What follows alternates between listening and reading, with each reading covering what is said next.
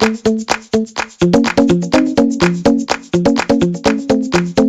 everybody. Welcome to La Lista, a LatinX writers podcast. I am your host, Ruben Mendive, and today we have another writer via virtual communication. I always ask my guests to introduce themselves. So, your name and a little bit about yourself for the audience at home.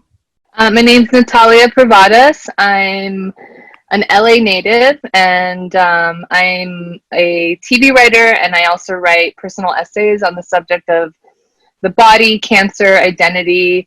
I have a Greek father and a Puerto Rican mom, and well, that sort of leads me to my follow-up question.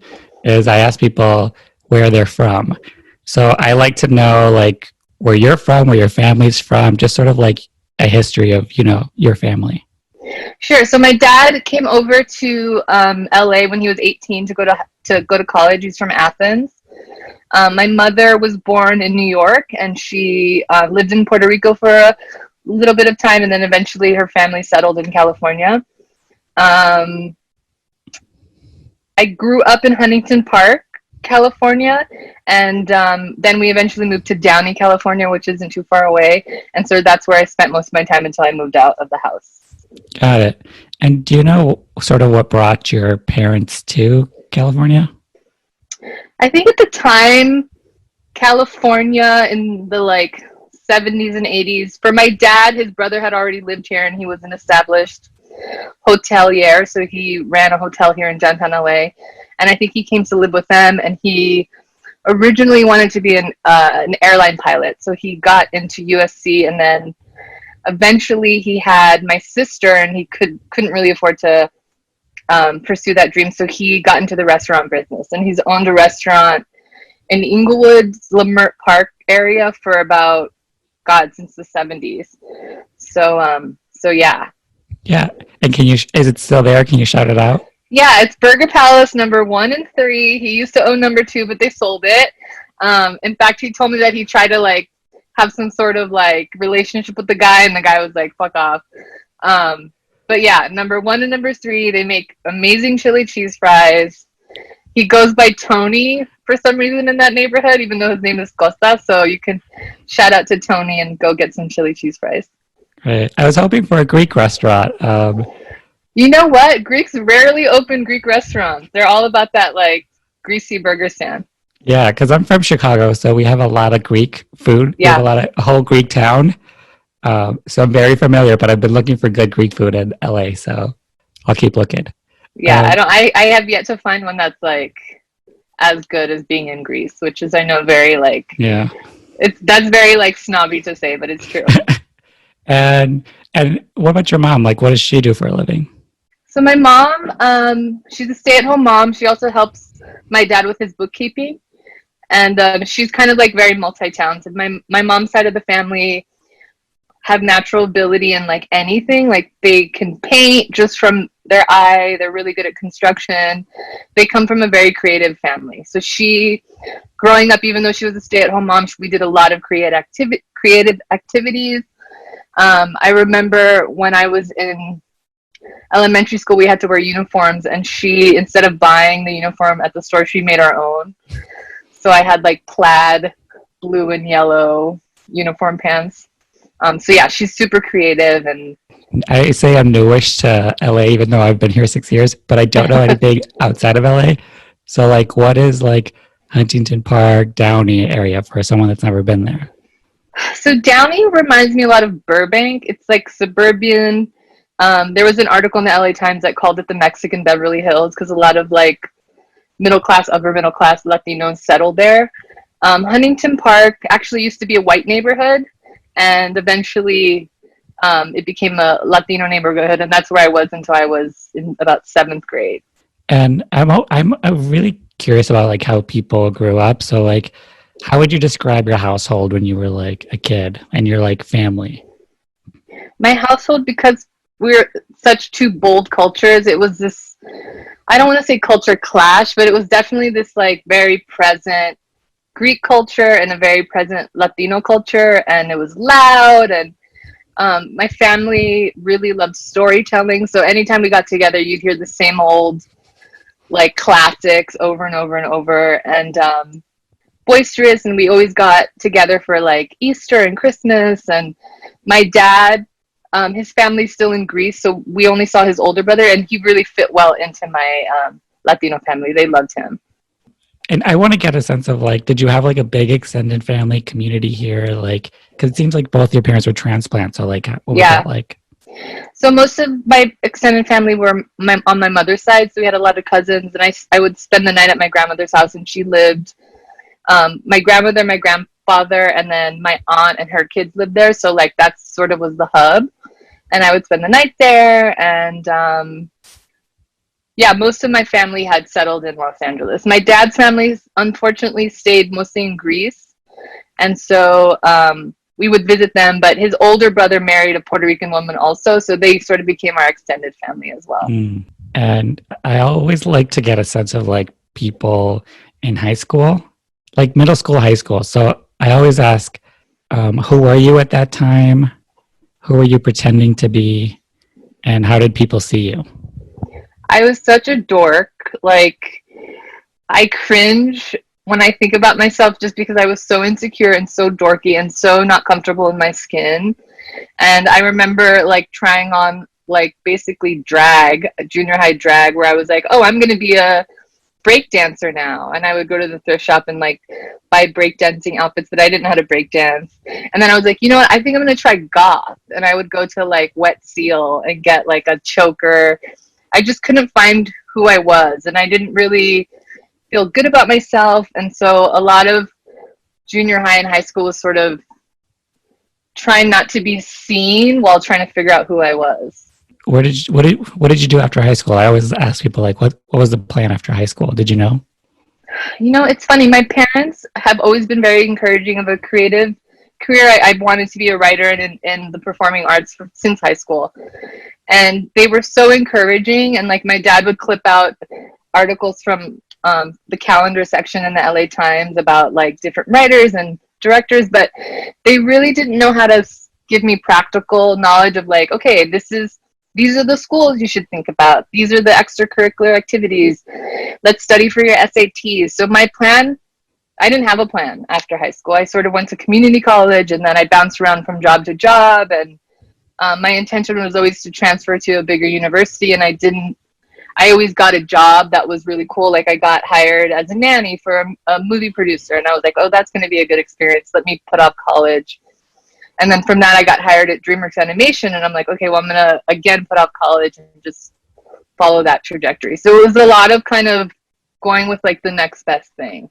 And did you go to college? Like, how long were you doing that for? So when I was at DreamWorks, I was able to go to Antioch University here in Culver City, and I got most of my credits done. And then I just recently got my bachelor's degree online. I finished my credits online, actually, while I was recovering from getting my lung removed for cancer. So I was like, you know what, let me do something that's going to make me feel like I had something to look forward to. And what was helpful getting your degree at 35 versus at 20 is I had so much life experience that I was able to, like, writing academic papers felt less daunting. Yeah, you know, that's always, you know, because I went to college like right after high school. And I feel like it took me 3 years before I even knew what I was doing there. Right. So I talk to people a lot who like didn't finish college, did it later. And I think just as a culture, we like don't represent that well, and people sometimes have a chip on their shoulder. But I'm always like, listen, it's not all it's cracked up to be. Like, right. I mean, in some ways, I do wish I had the college experience. But a lot of my life experience and my work experience, like, almost made up for that. So it's kind of two sides of the same coin.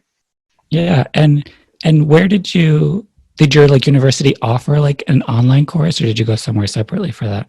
Yeah, they were like, hey, you can either do this in person for 36 credits, or you can do it online for 9 credits. And I was like, I'm doing it online for 9 credits. Like, and this was pre-pandemic. I was like, I'm not leaving my home to do.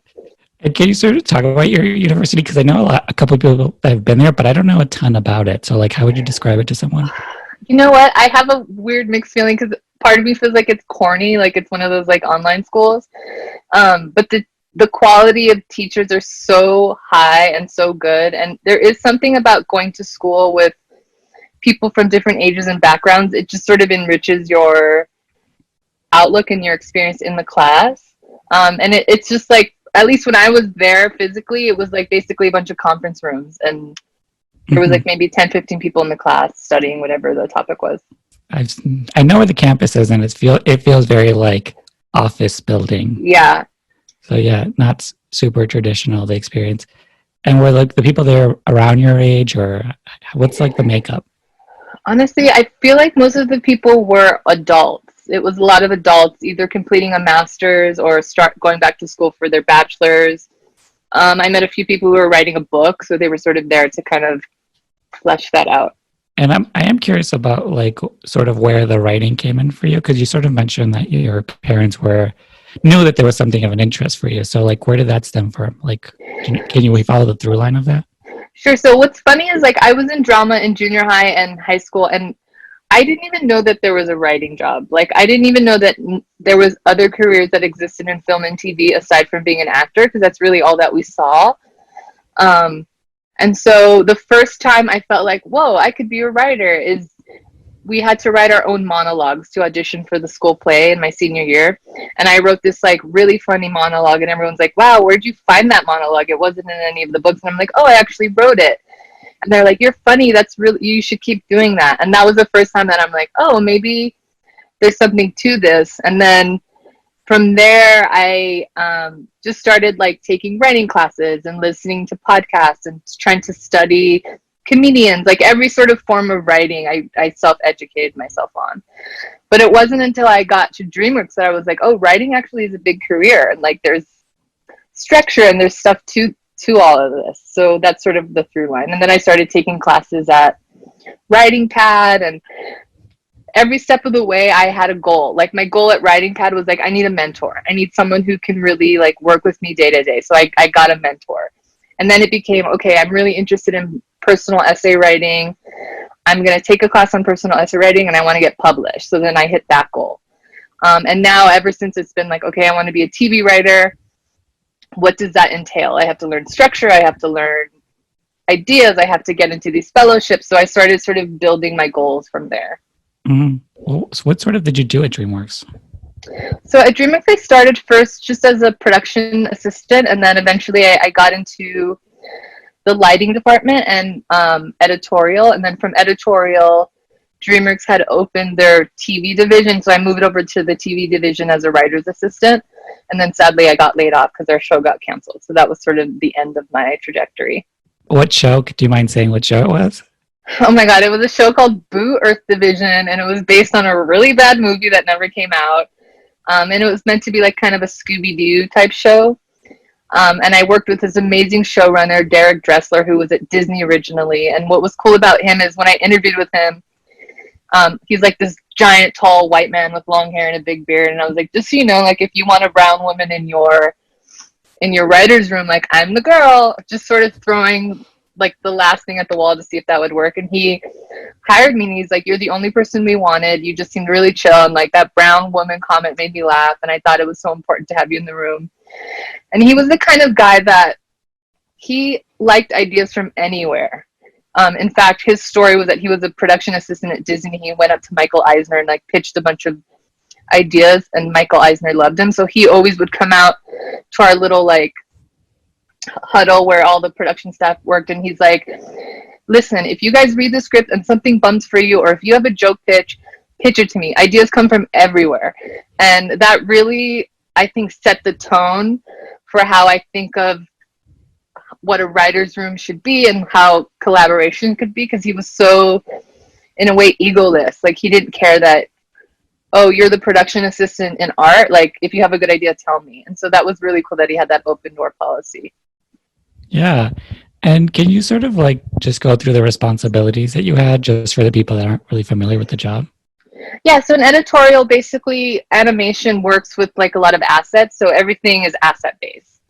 and your job is to track to make sure that the editors get what they want. You sit, you take notes. And working in editorial at DreamWorks for me was like going to film school, because I would sit there with the director, with the editor, and they would be making story choices. And I'm just sitting there like, wow, I could see in real time what story, how you shape a story. And when I was in lighting, again, it's tracking assets, it's taking notes, but there wasn't as much story in that. That was more of the filmmaking aspect of it. And then in the writer's room at DreamWorks TV, I basically, Derek was cool because he took care of all of like his calendar work. And he would just tell me, take notes in our writers' meetings, and if you have an idea, pitch it to us. He also would give me small little assignments, like, okay, we're doing stuff for Instagram, just like write a couple funny sketches based on our characters. So he was really good about giving, you know, I know a lot of like showrunners don't necessarily want to encourage either the writer's assistant or the director's assistant to want to be a writer eventually, but he was like the opposite. He was like, no, I get what you're trying to go for. And then one of the writers, and then I met with all the writers in the room, and I was like, okay, my goal obviously is to be a writer on this show. What kinds of things should I be doing as a writer's assistant to get me noticed or to help improve the room? And one guy gave me really good advice. He's like, you know, don't try to prove anything, just try to solve a problem. So if something comes up in the room that we're having a hard time break, think about that as you're sitting there. And then if you have a solution, that's when you provide it. And that was like the best advice I've ever gotten. And, you know, you mentioned that you were having some health issues. So can you sort of just talk us through like that journey? While working at DreamWorks, I got a job doing some Photoshop work for what I call a lesbian bohemian heiress. And we had gotten laid off at DreamWorks. There was a huge layoff. And 2 weeks before my insurance was going to get canceled, I found a lump in my breast. And I was like, it's probably nothing. I should go just get a checkup in case it's something and I can take care of it. So I go, it turns out it's breast cancer. My insurance gets canceled. I'm now out of a job, and I'm like, holy fuck. And my boss, who is like my guardian angel, was like, I'm going to take care of it. You're going to work for me full time. You're going to work when you fill up for it. You don't have to work if you don't fill up for it. And that was sort of my first time around with cancer. So I went through the chemo. I went through a double mastectomy, all while having this amazing support system in my boss and my friends and my family. And then after that, it was about 5 years, and then the cancer returned in my lung. And I had to make the decision, do I go back on chemo, which didn't really work, or do I just remove it? And so we ended up just removing the whole lung. And then recently it came back in my kidney. So the surgery that I was recouping for was a removal of my kidney. How, like, what is that? You know, because it's like you're removing a lung is like no joke. Like, right. You've had major surgeries because of this cancer. So, like, what is like, you know, how does your body even recoup, function? Like, what is it like? It's funny. The first cancer felt very like movie. It felt very like Stepmom Susan Sarandon, where everyone's like being really nice to you and you look hot because you're super skinny. The lung cancer, that one really devastated me, because I'm like, what is the point to wanting to be a writer, to having goals, to building relationships if I'm just going to die from this disease? And there was something that my boss told me the first time around. She's like, do not buy into the drama of cancer, because there's a lot that goes around with it. And that really helped me to be in a place mentally that was like, okay, Natalia, your soul wants to live. You're not supposed to cut out your lung. You're supposed to go on medication, but we're going to do the thing that's radical, and you're going to get through it. And it was hard. I mean, I couldn't breathe. I couldn't walk. But sometimes things like that teach you to slow down. It teaches you how to be vulnerable. It teaches you how to get in touch with your higher purpose, your higher soul. And I feel like in my storytelling, I'm just now starting to talk about cancer in my essays and in my TV writing. And I feel like because I'm young, because I'm a person of color, there's not a lot of that in the brochures you get at a cancer facility. There's not a lot of that in the cancer groups that are supposed to help you. Even shows about cancer rarely show a young person of color. And so for me, it's like, okay, this is horrible what's happened to me, but if I can somehow express how I was able to get through it to another person of color, to another young woman, then it will all have been worth it, just through storytelling. You know, just like with anybody that's like gone through like some like major health issue and like is still like recouping and still like feeling the after effects, like I'm just curious of that in the sense of like a workplace, like you like getting a job, like how has that been of like having a job, being able to like do it and like people's reactions to it, like just in general? Yeah, that's a great question. I mean, luckily, like I said, my boss, she has a muscle disease that she's had since she was a kid. So she sort of, like, I remember when I first started working with her before cancer, there was a day that she wanted to work from bed. And I'm so not into like the bohemian lifestyle. And I was so like, I went with it, but it wasn't what I was used to. I was used to corporate America. Even as a nanny, I was so boundaried. And I think that moment was almost like a foreshadowing of what our relationship would be like when I did need to be the person lying in bed. And so I'm so lucky that I had a workplace that was comfortable. I could come to her if I had a bad day, or if I got a scan result that made me anxious, I could come to her, and the first part of our day would be crying and processing, and then we would get to our work, and we could be very efficient in our work and while still taking care of our health. There was a moment where because then I was like, okay, I want to transition more into TV, and I got an interview at Netflix, and it was maybe 4 months after my surgery, and they essentially offered me the job, and I said, honestly, I just got off of surgery. I had to be honest with myself. I don't think I have the stamina to do this. And by expressing myself and being vulnerable and doing something that most people would tell you not to do in an interview, the woman was like, I also am a breast cancer survivor. It's been a year. And so we bonded on a human level. And she's like, keep in touch with me. Like, I appreciate you being honest. I think it's all about being honest and taking care of your needs. And I know self-care has been sort of co-opted by marketing, but it really is about, like, as badly as I wanted to work in the TV room at Netflix, I knew that I couldn't do it. And I just had to know that the opportunity would come that's right. And I had to take care of my body, my spirit, my soul first, and like my ambition. Yeah, no, that's so true. Have you like, because you know, with like every identity, you're sort of like, even like there's a podcast about Latinx writers. Like, have you found like a community of like writers that have been through like similar things? Like, is there like a group or something?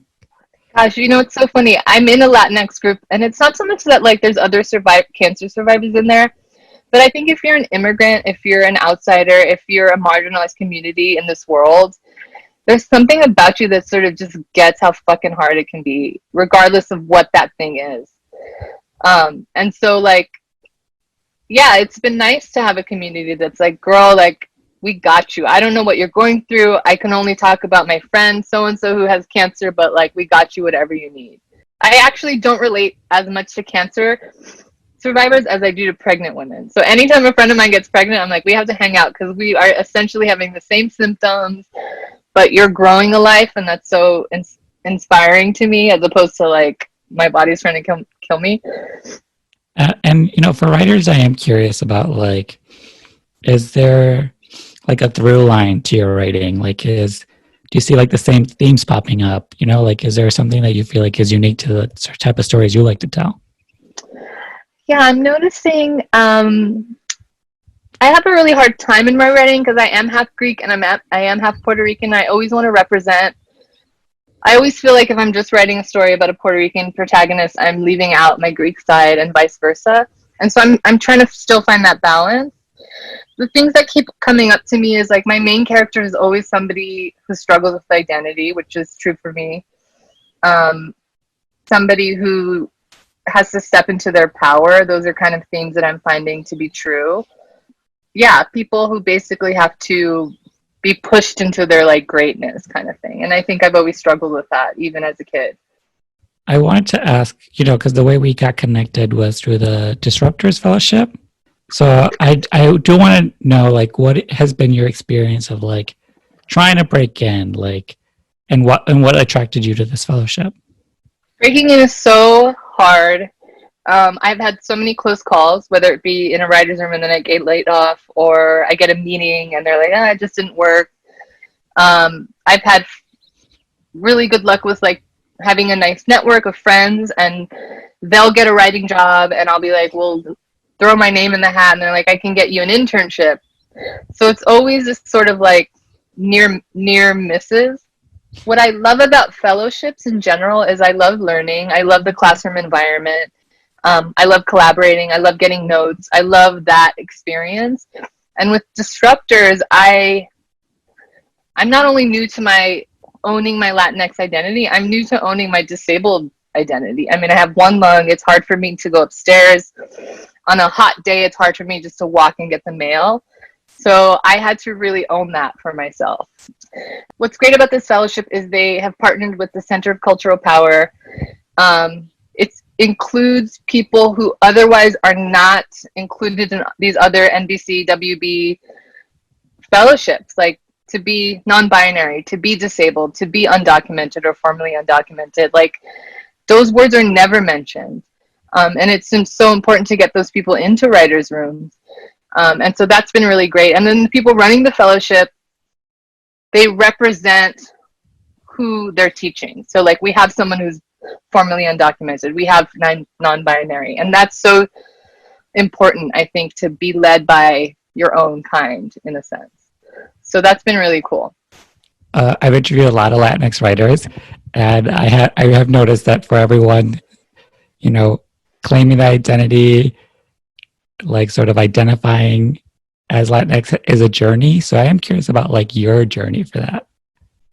So it's funny, because I'm two cultures, and because the Greek people in my high school were so racist and did not accept us as true Greeks, I sort of was like, okay, well, I'm going to lean to the Puerto Rican side, but like, I don't speak Spanish.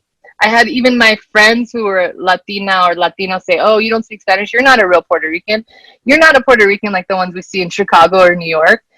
And so for me, I internalized whiteness, and I was like, I'm nothing then. They cancel each other out.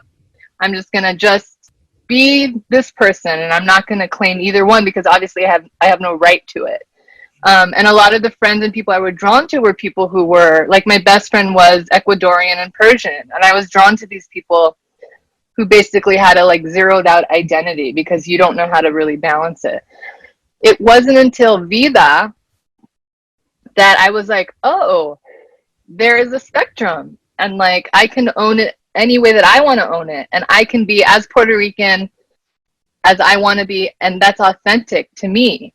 I don't have to put on Puerto Rican accent. I don't have to dress like people are expecting me to represent the culture. You know, because I grew up with a household speaking Spanish. I grew up eating the food, but I was always ashamed to even say that because people are like, well, that's not, like, it's not good enough. So it was a journey. And even now, like, my father doesn't see his daughters as Latino. And so that's interesting to be in a family dynamic that's like, well, you're American, or you're quote unquote whitewashed, or I don't see you that way because you're mixed race, and I don't necessarily look Puerto Rican. I look to many people Persian. And so it's been this really interesting journey of like having to understand my identity and feel and be grounded in the fact that like it's enough to be who I am. I can claim my identity, I can be proud of it, and I don't have to necessarily like speak Spanish or do all the things people are expecting. Yeah, and even in the work, like sorry to interrupt, but a big question that's come up in this fellowship is like, do I have to write Latin stories? Do I have to write the Puerto Rican story? Do I have to write the half Greek, half Puerto Rican story in order to be valid in terms of a Latinx writer? And so that's a conversation I'm having a lot with people. Like sometimes I want to write about a Midwest dad, and is that okay? You know what I mean? Especially now, I think in the last couple of weeks, I've seen that pop up on Twitter. Yeah. Where I think as we're talking more about race and representation and actually doing the work to make those things happen, I have seen a conversation of like who gets to tell what stories, you know? Right. say I saw a really interesting thread where a white showrunner was like, well, Black people should be in a writing room for Black stories. And a lot of Black writers were like, no, we not only navigate our own culture, but we have to navigate white culture. So it is an interesting conversation. Yeah, no, I saw like a roundtable with like Lee Daniels, and he was talking about that. This was a couple of years ago, and I sort of like carried it with me, where he was saying how, because sometimes like white writers, creators sort of get like feel like they're being policed on what stories they can write, and he was just, I don't know, it gets tricky because then people are like, well, are we just separating people? But I don't think anyone really is saying that. I think it's the whole conversation of representation is for so long, overwhelmingly, these stories have been told by white creators. We're just asking for equity in that, and not just to be pigeonholed into that, because he mentioned the same point. It was like, we've watched your media, we live in your world. Like I say this all the time, like I could write a Stranger Things. It's not that hard. Like yeah. white kids in the suburbs, I've seen 1,000 shows and movies about it. I'm familiar, Yeah, that's so true. Yeah, it's just like that. I don't know. The hard part is also like the burden always lies on the person of color who's a creator. I think of interviews I read of Tanya Saracho, who's like, I'm from Texas, I'm not from LA, and that was a problem for a lot of people.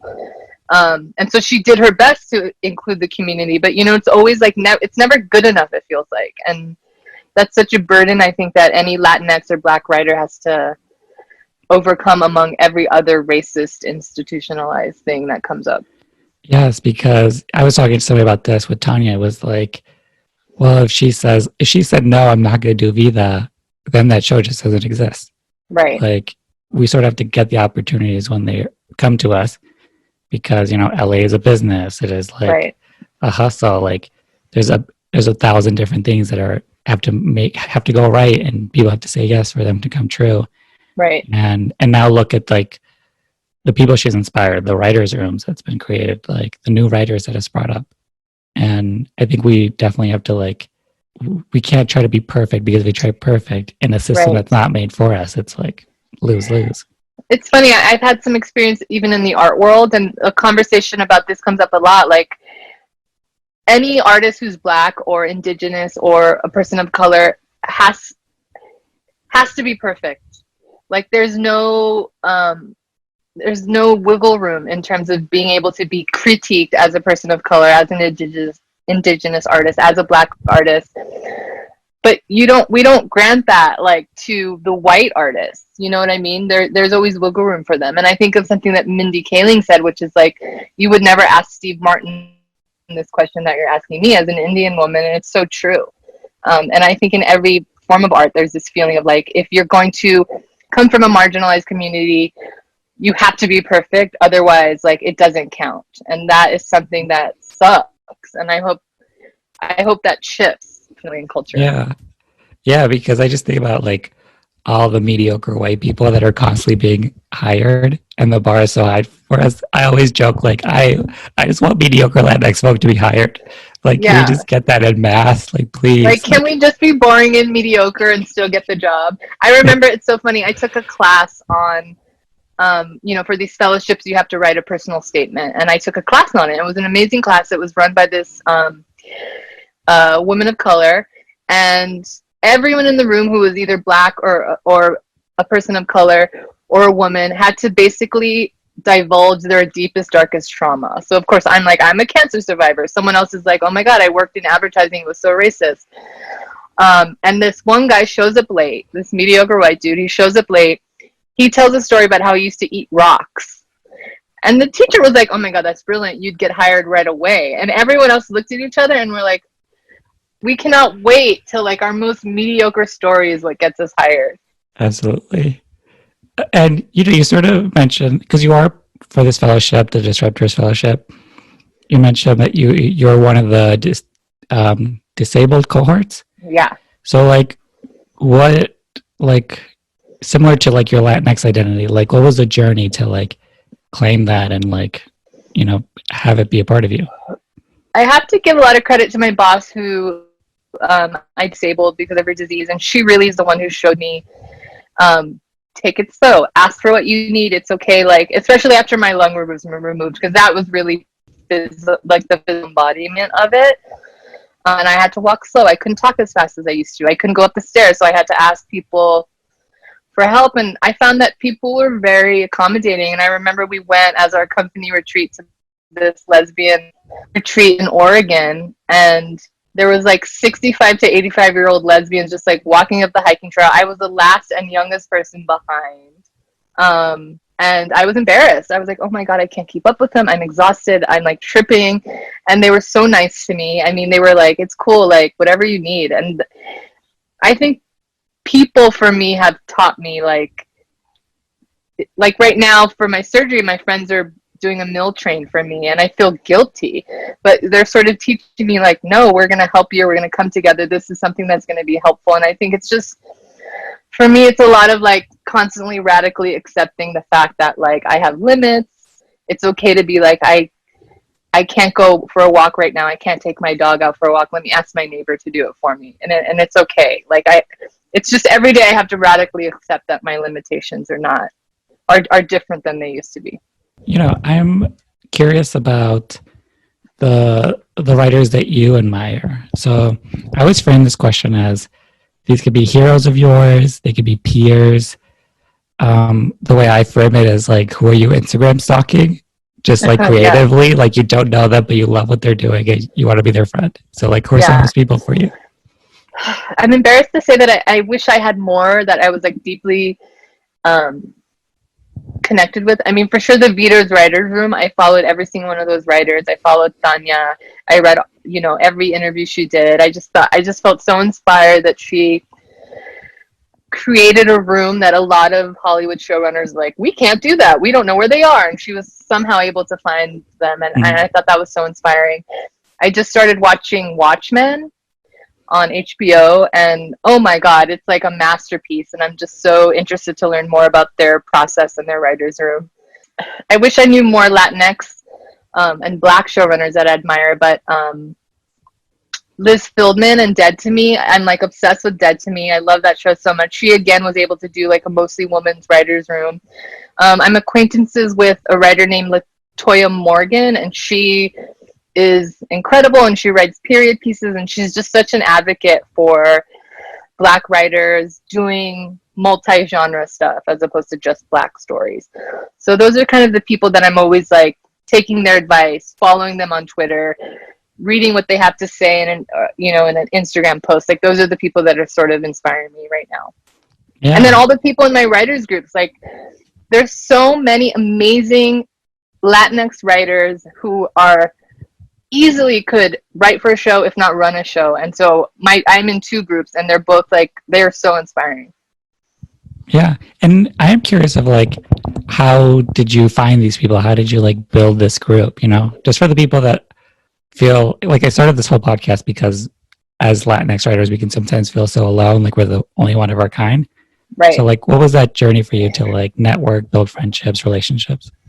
So I made a really conscious effort to be like, okay, I'm going to just express to people who I already am connected with that I'm interested in writing jobs and being in the writing community.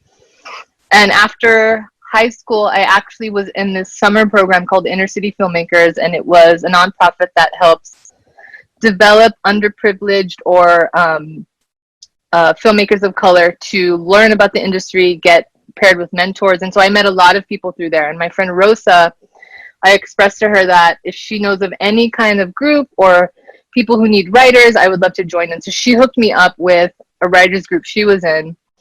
And they actually assembled because they saw Tanya at some sort of panel. And she says, you know, I challenge you. Someone in the group was like, I challenge you as Latinx writers to form a group. Like that's how we got jobs. And so that's how it was formed.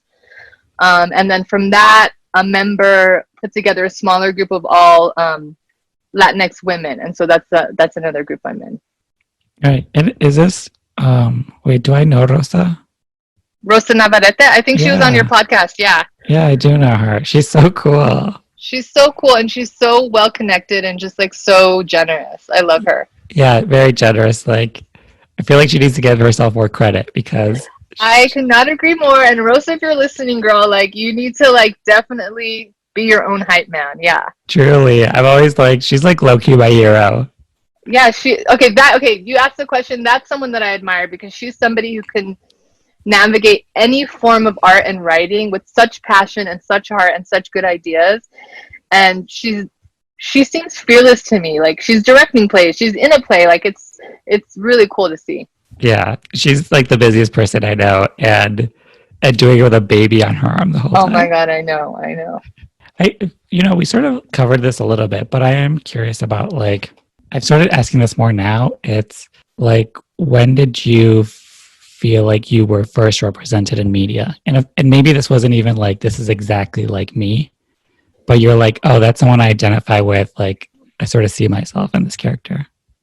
It was Parks and Rec, April Ludgate, because she happens to be half Puerto Rican, and I didn't even know that. So people were like, "Oh, you kind of remind me of her," and then I researched her. I'm like, "Oh, it's because she's half Puerto Rican," and that was the first time that I'm like, "Oh, look, someone like me is on TV," and it's so cool that people like are really like her character. Yeah, and I feel like she was definitely a character where she wasn't like the Puerto Rican girl of the show, you know? No, she wasn't like at all the sassy Latina. She was just like herself, which was cool. Yeah, and that I think also speaks to just like representation. Like they cast this person and it sort of just became part of the story. Yeah, that's why it's important to like hire diverse people. So to just start wrapping up, I like to ask my guests to title the episode. So the prompt is a blank Latinx writer. So in that blank, you can put whatever word you want. You can mix them all up, just whatever you feel is true to who you are, the type of writing you do, to the conversation, just whatever comes to mind. Oh my God, this is so hard. Oh, I hate to use descriptions, but like a Puerto Rican cancer surviving writer that's like trying to fucking do the thing. Perfect. And where can people find you? So like there's a social media plug part. Okay, so I have a website where you can read some of my published essays and reported pieces, nataliaprovatas.com. And then you can follow on Instagram. I'm not an influencer, but I still make pretty pictures at Chola for Hire. And I'm on Twitter at Natalia Provatas. Perfect. Lots of 90-day fiance content, if that's your thing. I went on a Sopranos rant. If this is all interesting to you, you should follow me. How did you like get into like writing essays and like putting them out there? Like how did that sort of come about?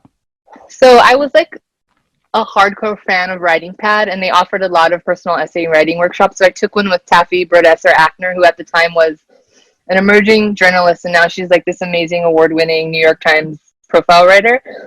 And she was very, like, I was always insecure about my voice, and I was also insecure that I didn't have a college degree, and a lot of people who were in the classes were journalists or they had gotten a master's in writing. And Taffy was the first person that was like, Natalia, your voice is great. This is what your voice is. You have a talky voice, and that's what you should explore. And she really taught me that I had something to say, and she gave me the tools in order to say it. And yeah, I just became obsessed with her. So I took every class she had, and then she stopped teaching, and I was so sad. But yeah, that's really when I got into it. Because the other thing I love about Taffy is that, you know, a lot of writers that I've met who are just starting are like really, stingy with their information. And she was the first person that's like, everything I know, I'm going to teach you. And I was like, that's how I want to be. I don't want to be anyone who's ever hoarding a job or hoarding information. Like there's room for all of us, which is something I think that especially Latinx and Black writers have to know, is like there's room for everyone. And the more information we share, the better chance we all have as writers. So that was something that Taffy really instilled in me. Yeah, no, I tell people that all the time. Spread the wealth, spread the knowledge. Yes. I'm like that too. Anytime I know something, I'm like, everyone needs to know about this. I'm like, girl, I got the cheese. This is what you have to do. Like, let's all just fucking go for it. Yeah.